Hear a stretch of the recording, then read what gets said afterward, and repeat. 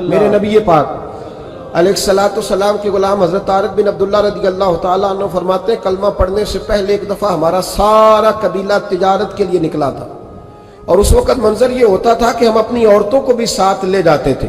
6 مہینے سفر کرنا ہوتا تھا، اونٹ گھوڑے ہم بیچا کرتے تھے، عورتیں بھی ساتھ رہتی، کھاتے بھی پکاتے بھی۔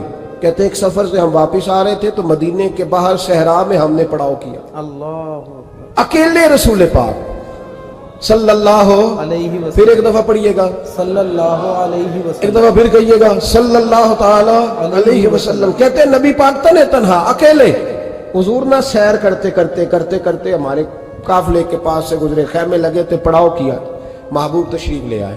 کہتے ہیں حضور سید عالم صلی اللہ تعالی وسلم تشریف لائے، کوئی قبیلے میں سے قافلے میں سے حضور کو جانتا نہیں تھا۔ ایک سرخ رنگ کا اونٹ تھا ہمارے سردار کا جو بکنے سے رہ گیا تھا، بڑا خوبصورت۔ کہتے ہیں نبی پاک کو پسند آ گیا۔ حضور پوچھنے لگے تم کون ہو؟ کہا جی مسافر ہے۔ کہاں سے آئے ہو؟ فلاں جگہ سے آئے ہیں۔ کس لیے آئے ہو؟ ہم تجارت کی غرض سے نکلے۔ اونٹ بیچو گے؟ بیچنا ہے۔ کتنے کا سودا طے ہوا؟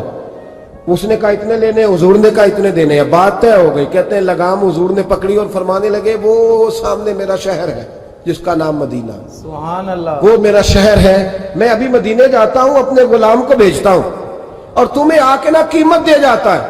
محبوب گھوڑے کی لگام تھا، اونٹ کی لگام تھا میں، نکیل تھا میں، اونٹ تھا سرخ رنگ کا۔ حضور لے کے جب نکلے نا، تھوڑا سا چند قدم آگے گئے تو ان میں سے ایک شخص بولا، کہنے لگا سردار اب سیانے لوگ ہیں، سمجھدار ہیں۔ اس شخص کا نام پوچھا آپ نے، قبیلہ پوچھا ہے، ایڈریس کا پتہ ہے، پتہ ہے کہاں رہتا ہے، اتنا قیمتی اونٹ دے دیا۔ سردار بھی کہنے لگا، سارے کہنے لگے یار ان کی باتوں میں اتنی لذت تھی، اللہ، ان کے گفتار و رفتار اتنی بابکار تھی، مزیدار تھی کہ ہوش ہی کوئی نہیں رہا۔ بھئی ہم پرانے تاجر ہیں، کبھی اس طرح کا سودا کیا ہی نہیں جس طرح کا آج ہو گیا۔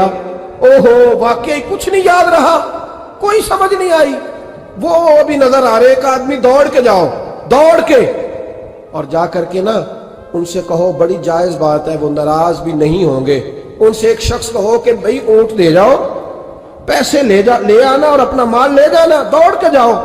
ایک شخص دوڑنے لگا تو سردار کی بیوی خیمے کے اندر تھی، پردے کے پیچھے سے بولی، کہنے لگی خبردار کوئی پیچھے نہ جائے، اگر پیسے مل گئے تو ٹھیک ہے، نہ ملے تو میں دے دوں گی، سبحان اللہ، کوئی پیچھے نہ، کوئی نہ جائے پیچھے۔ سردار کہنے لگا تو جانتی ہے؟ کہنے لگی نہیں۔ کہا گارنٹی کیوں دے رہی ہے؟ تو کہنے لگی تم نے ان کا چہرہ نہیں دیکھا؟ اللہ اکبر، تم تو سودے کر رہے تھے، میں پردے کے پیچھے سے دیکھ رہی تھی۔ پیر مہر علی شاہ صاحب کو کسی نے کہا تھا نبی پاک کا حلیہ بیان کرے، بتائیں حضور کے کان مبارک کیسے تھے، آنکھیں کیسی تھی، ناک مبارک کیسی تھی، بینی مبارک کیسی تھی۔ تو پیر مہر علی شاہ صاحب کہنے لگے کوئی مثل نہیں ڈھولن دی، آئے ہے سبحان کہنے اللہ، لگے مجھ سے نہیں بیان ہوتا حضور کا حلیہ، کوئی مثل نہیں ڈھولن دی، تو چپ کر مہر علی، ایتھے جا نہیں بولن دی، بس کر، تو بیان کر سکتا ہے؟ اتنی طاقت۔ اعلیٰ حضرت نے کہا لم یاتی نذیر کفی ناظرن مثلے تو نشد پیدا جانا۔ کہا حضور مثال تو تب آپ کی بنے گی نا، کوئی آپ کی طرح کا پیدا تو ہوگا، سبحان اللہ، تبھی مثال بنے گی، تو جب ہوا ہی نہیں تو مثال کیسے بنے گی؟ کہنے لگی کوئی نہ جائے، نہ پیسے آئے تو میں دے دوں گی۔ میں تو پردے کے پیچھے سے دیکھ رہی تھی، ان کے چہرے کا وقار دیکھا، ان کی آنکھوں کی روشنی دیکھی، ان کے لفظوں کا حسن دیکھا۔ تم 50 باتیں کرتے تھے، وہ ایک جواب دیتے، سبحان اللہ، اور گنے چنے لفظ بولتے تھے، ان کی سادگی کا وقار دیکھا۔ جانے دو، نہ پیسے آئے تو میں دوں گی۔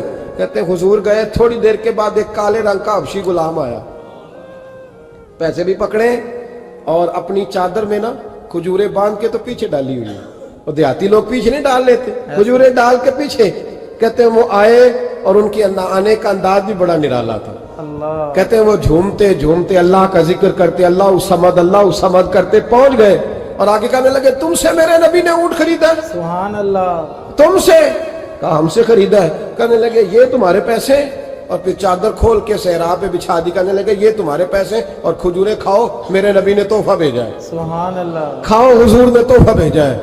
تو وہ سردار کی بیوی اوٹ ہٹا کے کہنے لگی وہ کالے رنگ کے حبشی غلام، انہیں کھجوریں کھلا، اور مجھے اس عزت والی ماں کا نام بتا جس کے گھر میں ایسا لال پیدا ہوا، سبحان اللہ، انہیں کھجوریں کھلا، اور مجھے اس عظمت والے باپ کا نام بتا جس کے گھر میں ایسا پھول کھلا ہے، وہ قبیلہ تو بتا۔